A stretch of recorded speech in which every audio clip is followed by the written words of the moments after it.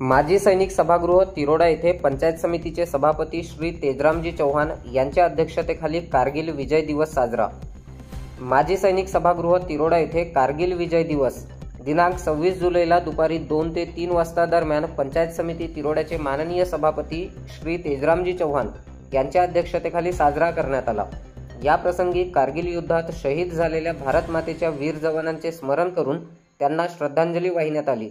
भारत मातेच्या संरक्षणासाठी आपल्या जीवाची पर्वा न करता सीमेवर लढणाऱ्या सैनिकांना शतशत नमन करतो।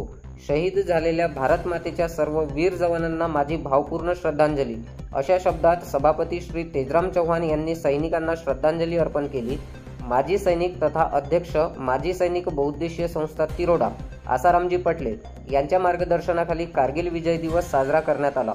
या प्रसंगी मोठ्या संख्येने माजी सैनिक उपस्थित होते।